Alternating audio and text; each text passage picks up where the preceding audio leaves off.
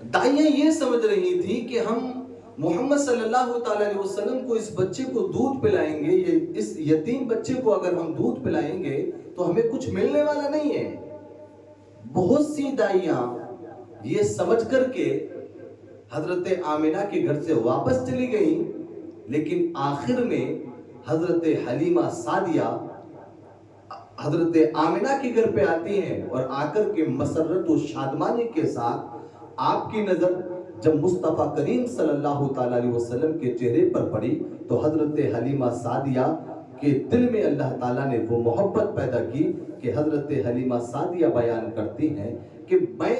جب آمنہ کے لال کو دودھ پلانے کے لیے، محمد عربی کو دودھ پلانے کے لیے جب حضرت آمنہ کے گھر میں پہنچی، میری نظر جب مصطفیٰ کریم صلی اللہ تعالیٰ علیہ وسلم پر پڑی تو میرے دل میں اچانک سے اس بچے کے لیے اتنی محبت ہو گئی کہ میں اس بات پر آمادہ ہو گئی کہ کوئی اس بچے کو دودھ پلائے یا نہ پلائے، لیکن آج سے حلیمہ سعدیہ اس بچے کو دودھ پلانے کے لیے تیار ہے۔ حضرت حلیمہ سعدیہ بیان کرتی ہیں کہ میں جس سواری پر، جس گھوڑے پر بیٹھ کر کے میں تشریف لے کر کے آئی تھی حضرت آمنہ کے گھر پہ، جب میں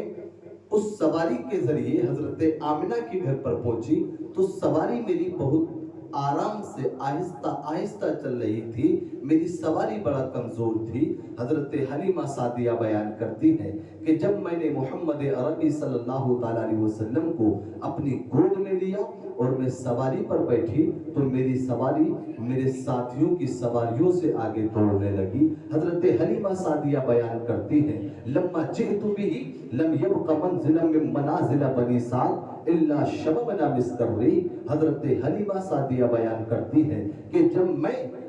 حضرت محمد صلی اللہ تعالیٰ علیہ وسلم کو قبیلہ بنو سعد میں لے کر کے آئی، لم يبق منزلا من منازل بنی سعد الا شببنا مسکری،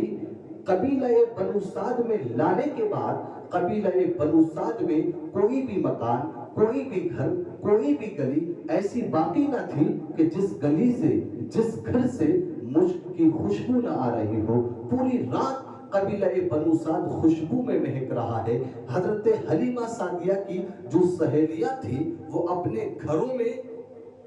اس خوشبو کو محسوس کر رہی تھی، اور جب صبح کا وقت ہوتا ہے تو صبح کے وقت میں وہی سہیلیاں حضرت حلیمہ سعدیہ کے پاس جاتی ہیں، اور جب حضرت حلیمہ سعدیہ کے گھر کی طرف بڑھ رہی ہیں تو وہ خوشبو بہت تیزی کے ساتھ ان کو آ رہی ہے، اور آپس میں وہ سہیلیاں بات کر رہی ہیں کہ جو خوشبو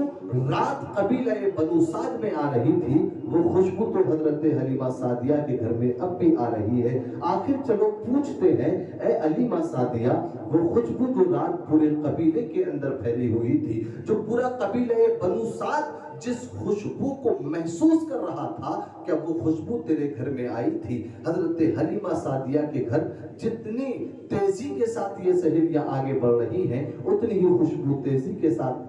حضرت محمد صلی اللہ تعالیٰ علیہ وسلم کے برکت سے وہ خوشبو قبیلہ بنو سعد میں پھیلی ہوئی ہے۔ حضرت حلیمہ سعدیہ کی سہیلیاں جب گھر میں پہنچی تو آپ نے جا کر کے کیا دیکھا کہ حضرت حلیمہ سعدیہ کا گھر خوشبو سے مہک رہا ہے۔ حضرت حلیمہ سعدیہ کا انہوں نے ہاتھ پکڑا اور کہا کہ اے حلیمہ سعدیہ، ذرا یہ بتاؤ کہ یہ خوشبو کا آخر ماجرا کیا ہے، یہ خوشبو کہاں سے آ رہی ہے؟ وہ خوشبو جو رات پورے قبیلے میں پھیلی ہوئی تھی، وہ خوشبو آج تیرے گھر میں ابھی بھی موجود ہے، ابھی بھی تیرے گھر سے وہ خوشبو آ رہی ہے۔ حضرت حلیمہ سعدیہ ان سہیلیوں کا ہاتھ پکڑتی ہیں اور ہاتھ پکڑ کر کے محمد عربی صلی اللہ تعالیٰ علیہ وسلم کی بارگاہ میں لے کر کے جاتی ہیں، اور جیسی ہی یہ سہیلیاں حضرت محمد صلی اللہ تعالیٰ علیہ وسلم کے پاس جا کر جاتی ہیں تو جا کر کے کیا دیکھتی ہیں کہ حضور صلی اللہ تعالیٰ علیہ وسلم کاشانۂ نبوت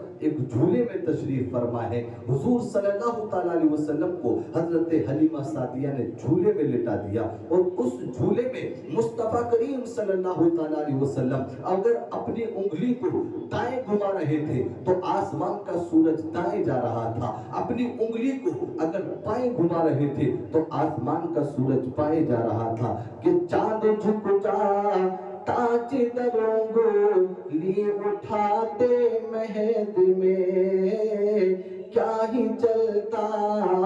تھا اشاروں پر کھلونا نور کا